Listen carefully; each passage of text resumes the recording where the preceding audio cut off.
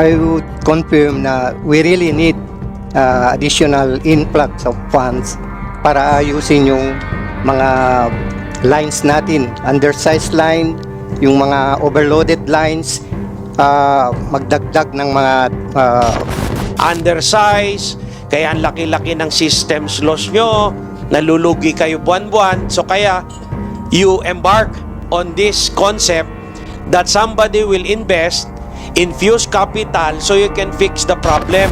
So ayaw na namin maano yun kasi yun ang battle cry ng Zamboanga City kasi dumadami na yung mga company na pumapasok tapos may attempt yung KCC mag-add ng additional megawatts. So yun ang always recommendation ng technical that there should be an capex for this matter. Do you agree na wala pong nangyaring bidding na nag-award po dun kay Crown Desco? If I may respond to that, Sagutin lang po please, niya. answer. there was a bidding, but if I may be allowed to clarify, Mr. Chair, Please, Congressman it is Ako. also them Yes, that forwarded recognized. So, the IMC. the special, the Deputy Administrator admits na wala pong, lahat po ng bidding na nangyari, panahon po ni Yes. Mr. Sahi. Tama. And therefore, you consider it as void. Would that be correct?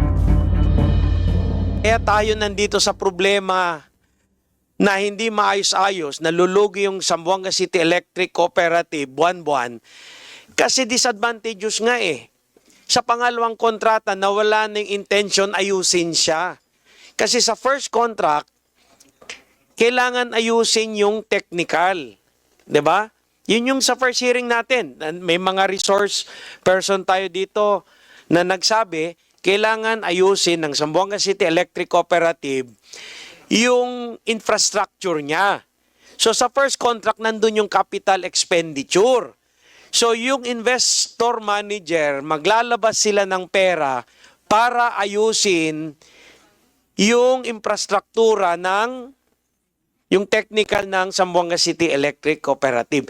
Pero sa pangalawang kontrata, nawala yung aspect na yun eh. So paano mo aayusin yung Zamboanga City Electric Cooperative na hindi mo aayusin yung infrastructure niya, yung hardware niya? Eh yun yung problema eh. So, yun ang siguro, if I follow, maybe we can ask the former, ito, yung GM at that time, do you need, Mr. Chairman, may I ask the former General Manager of Samselco, Mr. Edgar Ancheta, kailangan ba talaga yung capital, kung gusto mo ayusin yung Zamboanga City Electric Cooperative, kaya that's why you're going into an IMC, di ba? Kailangan ayusin. Kailangan ba talaga yung capital expenditure, yung CAPEX, para maayos ang Zamboanga City Electric Cooperative? Kailangan nyo at that time. Do they need it? Mr. Chairman? Ancheta, would you please answer? Thank you, Mr. Chair. Thank you, Your Honor. I would confirm na we really need additional influx of funds para ayusin yung mga lines natin, undersized line, yung mga overloaded lines, magdagdag ng mga substations, and those are considered capital expenditures. And dito that's why we made it sure na it should be included in the provisions of the terms of reference. Now, when there is a necessity that the investor manager needs to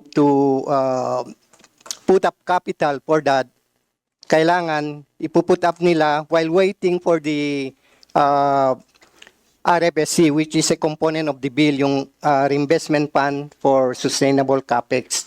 So sa tanong nyo, Mr. Chair, Your Honor, it's really absolutely needed. Mr. Chairman, follow up. To the knowledge of the General Manager, alam ba ng Board of Director ng Zamboanga City Electric Cooperative nung sitwasyon noon na kailangan talaga ng capital expenditure. That's why you are going into an investment management contract, Mr. GM. Please continue, Mr. Ancheta. Thank you, Mr. Chair, Your Honor. It is for that main reason that the Samselco board then and management decided to embark on a private sector participation. We'll invite an investor manager to put up capital and invest on the capital expenditures aside from the other capital funds that we need, like paying for the ballooning obligations, financial obligations that the cooperative was having at that time, Your Honor. Thank you. Okay, Mr. Chairman, para malaman ko lang, can the former president and other members of the board confirm that at that time when you are doing this contract, itong bidding na to para magka-contract, na alam nyo may problema yung Zamboanga City Electric Cooperative sa technical at kailangan ayusin yung mga linya at kailangan ng capital expenditure? Can the president of Zamboanga City Electric Cooperative confirm the statement made by the former general manager who is saying now na kailangan talaga ng CAPEX para ayusin yung problema ng Samselco sa technical, sa mga linya nyo na ano yun? Undersize, kaya ang laki-laki ng systems loss nyo, nalulugi kayo buwan-buwan. So kaya you embark on this concept that somebody will invest, infuse capital so you can fix the problem. And it will entail capital expenditure. Mr. President of Zamboanga City Electric Cooperative. Mr. Omar Sahi. Thank you, Your Honor. Precisely, kailangan namin infusion of pera. That's why we go to this private investment management. Kasi kailangan namin, hindi na kaya ng Samselco. Kailangan namin yung additional investment infusion of money. Is it for CAPEX? Yun na nga, for CAPEX. So, Mr. Chairman, may also we hear from the board secretary. What was your concept at that time? Why you would need additional funds? Because you have a problem at that time. You were losing money at the time Mr. in your Hassan. operations. Mr. Hassan, you're recognized. Salamat po, Mr. Chair, Your Honor. As far as I can remember, there were letters issued to the cooperative with the intention of the NEA that the cooperative is deteriorating and they will attempt to put up in the category D. That was in the letter, Mr. President. And then during the formulation of the term of reference, during our travel with the NEA and the SBAC, they're always saying that the need of the capital expenditure by the SBAC, the technical personnel of the cooperative, is needed. And during that time, we don't want to happen the 2028 or 2008 that the blackout in Zamboanga City was 10 hours. So, ayaw na namin maano yun kasi yun ang battle cry ng Zamboanga City kasi dumadami na yung mga company na pumapasok tapos may attempt yung KCC mag-add ng additional megawatts. So, yun ang always recommendation ng technical that there should be an CAPEX for this matter. So in short, when you came out with the bidding, the TOR, ang intention nyo is para tulungan ang Zamboanga City Electric Cooperative sa problema nila. At kailangan nyo ng additional pondo for CAPEX. Tama ba? Mr. Sahi and Mr. Hassan and GM Ancheta, the general manager who is running it, doing the technical operations. Please, you're recognized, Mr. Sahi. Your Honor, that is precisely, no, we go for that investment kasi kailangan namin talaga ng pera, an infusion from the investment para to solve our problem, especially on technical aspect. Thank you. So final, Mr. Chairman, sandali if the President, ito na Mr. President, kung alam nyo, okay, kasi may isang version may isang kontrata. Will you support a contract whose provision will not solve your problem, which does not include CAPEX? Can I know from the President of Zamboanga City Electric Cooperative? Can we know from the General Manager, former General Manager of Zamboanga City Electric Cooperative, and the former Board Secretary, and I see another person, Ms. Ann Salasain, also of Samselco. So the problem is the operations. You have a big systems loss, and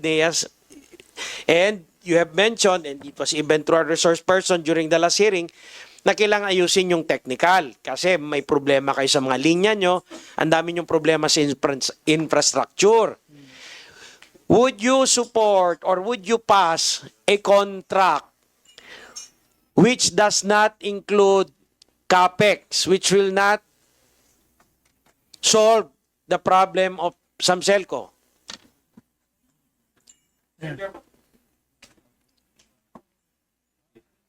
Mr. Sahi, you're recognized. Your Honor, that is precisely why we incorporate in the contract yung infusion ng investor dahil yung problema namin on financial aspect. Kaya nandoon sa one of the provisions ng contract that we formulated.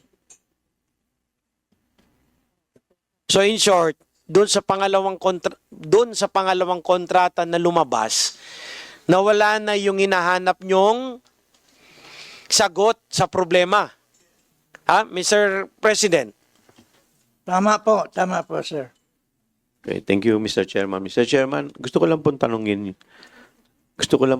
si Deputy Administrator Lee.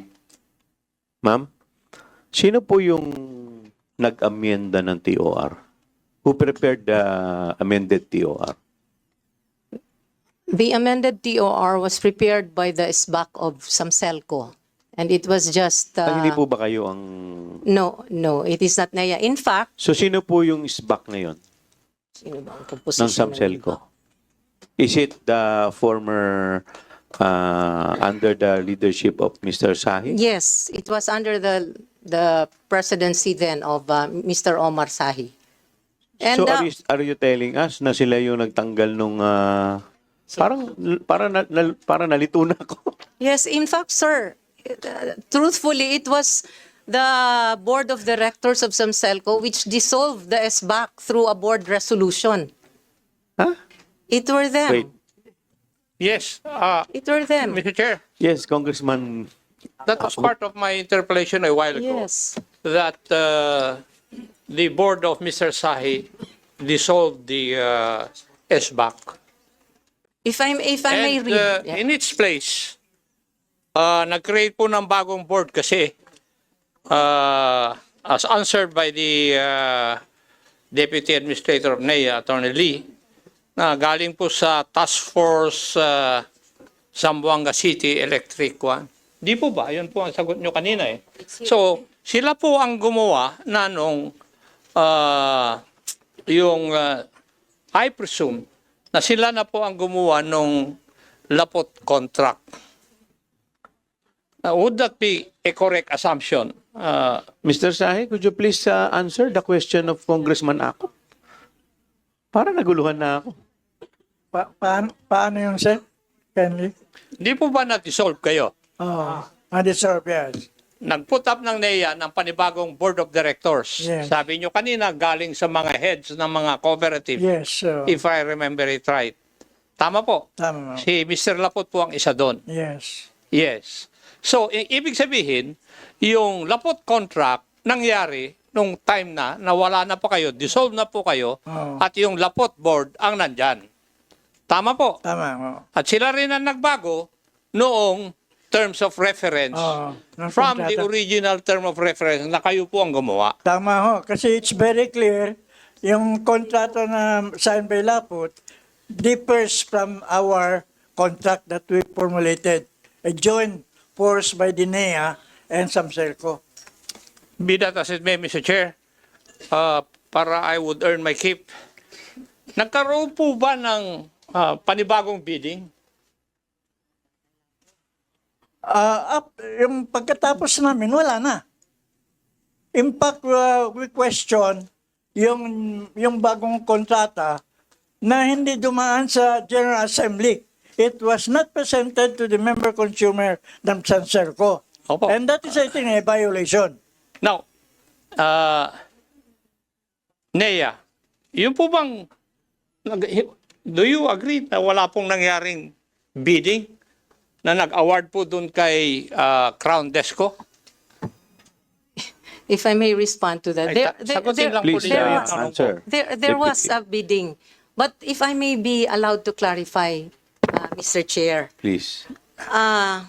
On August 30, 2018, the copy of the IM contract was officially forwarded to NEA.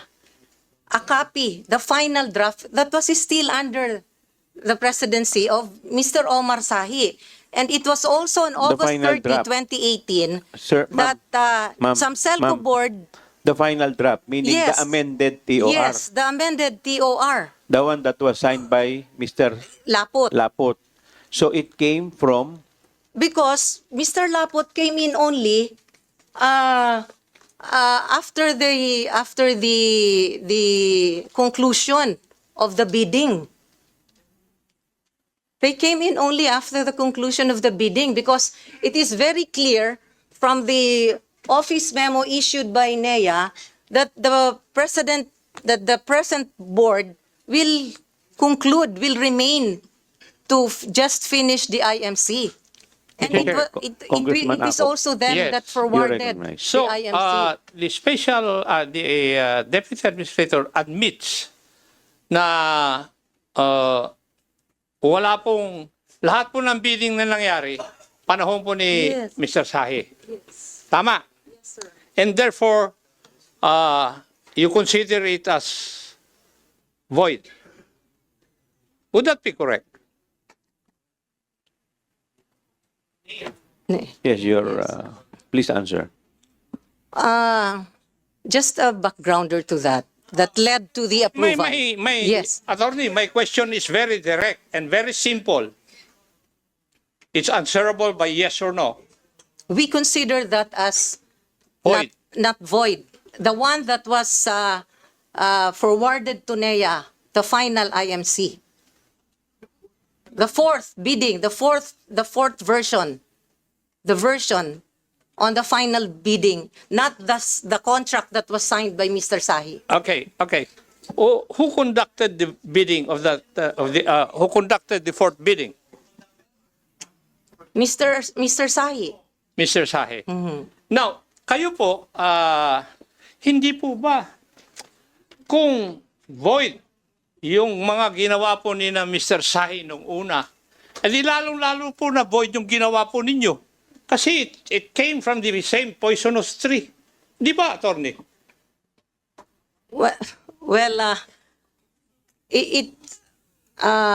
If you are to Mr. look at Chairman, it, I rest my case. Thank you. but let me explain because the Mayor. final approval. Deputy The final Administrator. approval of the contract was made by the NEA Board of Administrators. And it was them who considered that despite the illegal action of the Samselco Board who constituted themselves as SBAC, the affirmation or the approval of the AGMA was taken into greater weight as Samselco then needed the investment management contract. Okay. Anyway, Mr. Chairman, I think there's a... Anyway, if I am to conclude the statement of Chairman Ako, lumalabas, void ab initio.